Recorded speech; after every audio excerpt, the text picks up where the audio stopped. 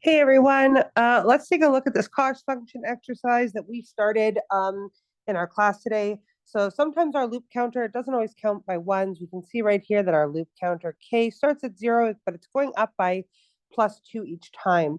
And so we have to construct a quantity that does count by ones so that we can use our summation notation and figure it out from there.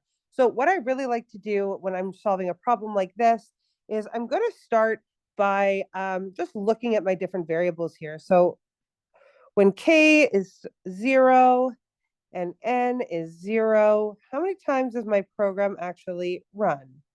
And the answer would, of course, be it runs 0 times. We can see that K is not strictly less than N by line 3, and so this would not run.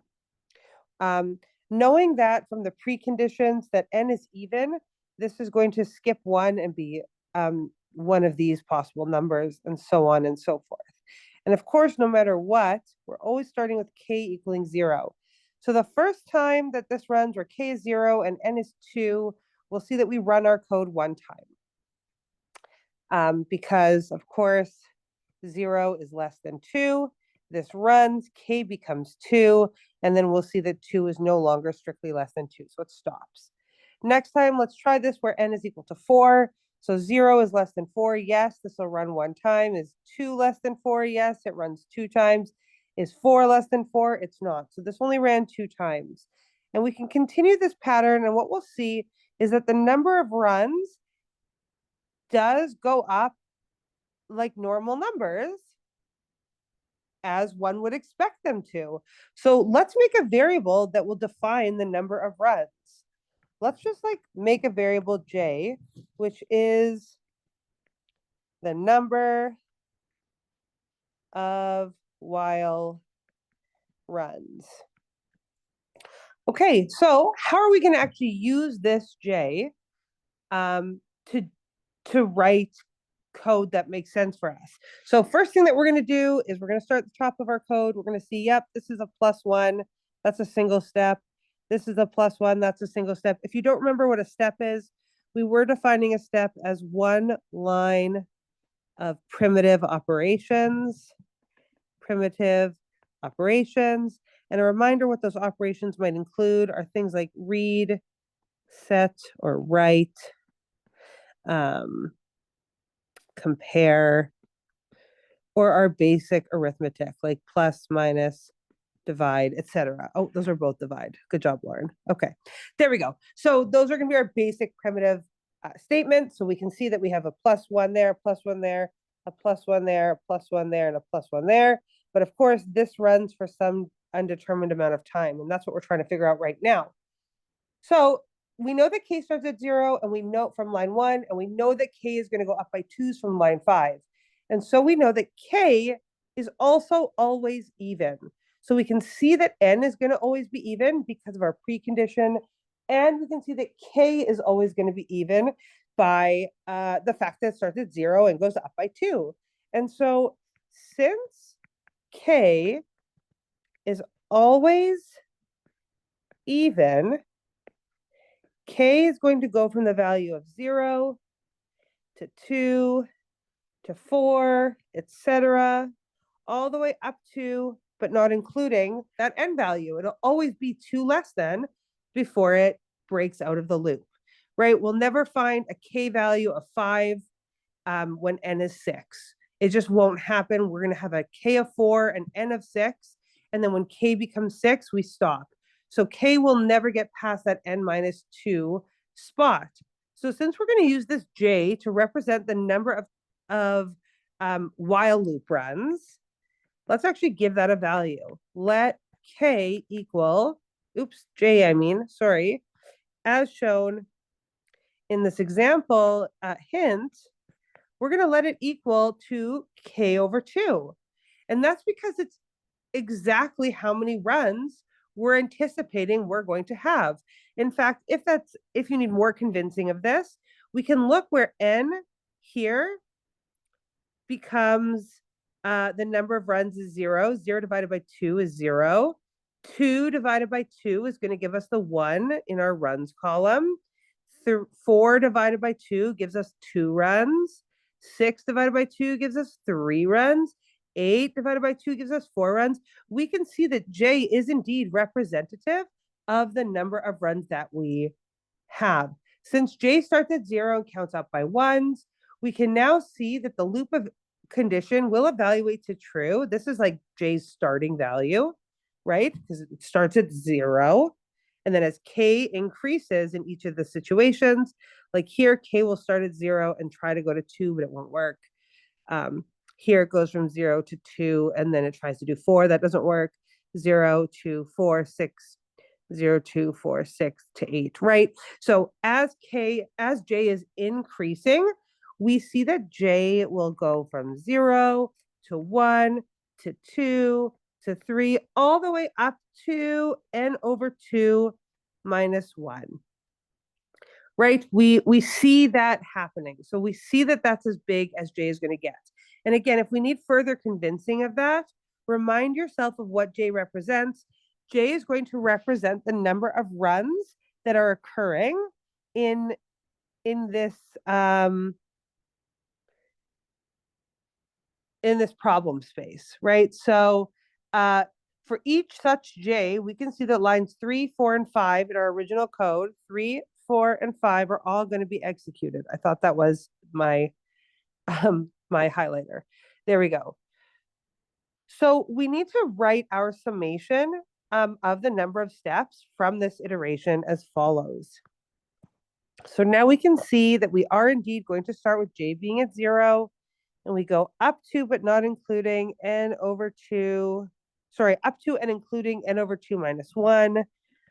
And then we have those 3 lines that are running each time. We want to make sure we don't forget about that extra while loop run. Just going to put a little star because I'm always forgetting about that. Let's just rewrite this as follows. N over 2 minus 1 with a 3 there. And then this is going to be equivalent to 3 n over 2. And at the end of this video, I will go ahead and show why that is the case. So let's see here. After we do our last iteration, right? In our last iteration, K originally became n, and the loop condition is going to be checked once more. We found that it would evaluate to false.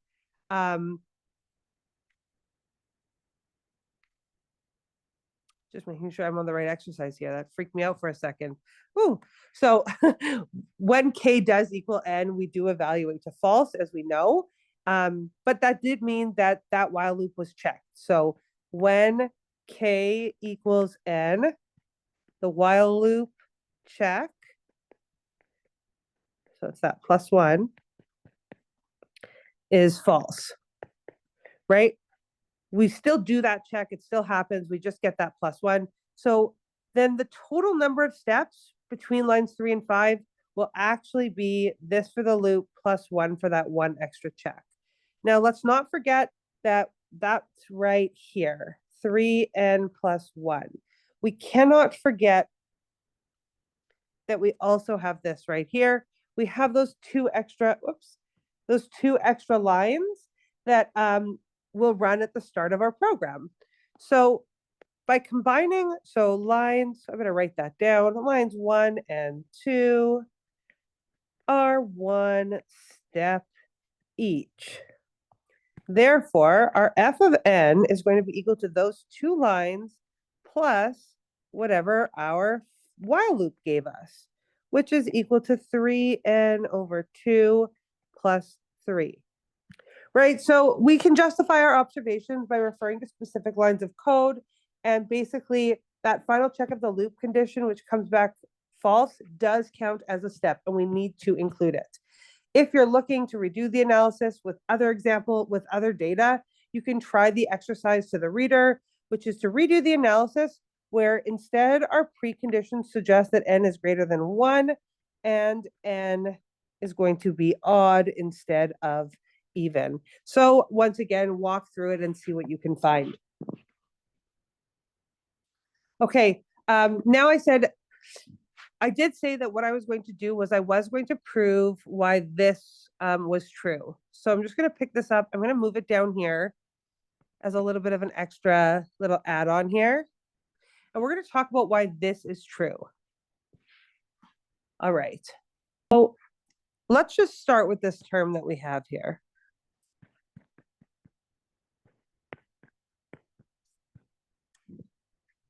We know that our summation is starting at 0 and it's going to end at n over 2 minus 1.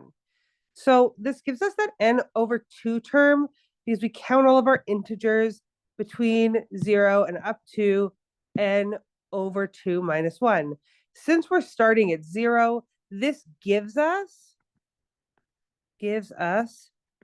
a total of n over 2 terms. Think about that for a second. If I told you that n was 10 and we were starting at 0 and we were going from 0 to 9, how many terms would we have? I better do it with this half situation. If I told you that n was 10, and so then n over 2 minus 1 is going to give you 4, and you're going to go between 0 and 4. Since we're starting at 0, how many terms is that? 0, 1, 2, 3, and 4. This is 5 terms.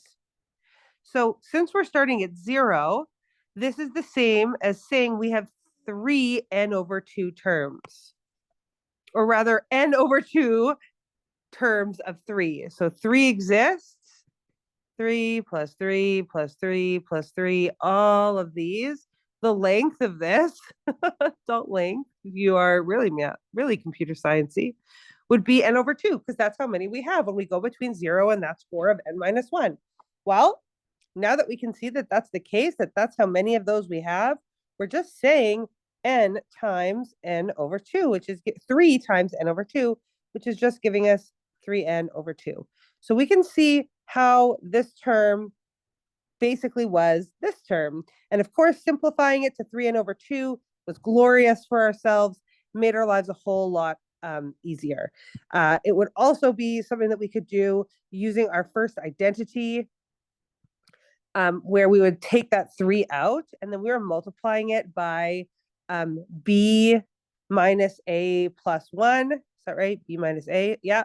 So b is this, minus a plus 1. We know that those are going to cancel themselves out. The 0 is nothing. And once again, we see how that is the same thing. So I didn't show it above. I was hoping it was just kind of obvious, but just in case, I figured for those of you who wanted, you could actually see how we got there. Because I know sometimes when we see something like an n over 2, it can really throw us off. Okay, so hopefully this explanation helps you with this exercise as well. And as usual, if you have any questions, don't hesitate to reach out. Thanks, everyone, and have a great day.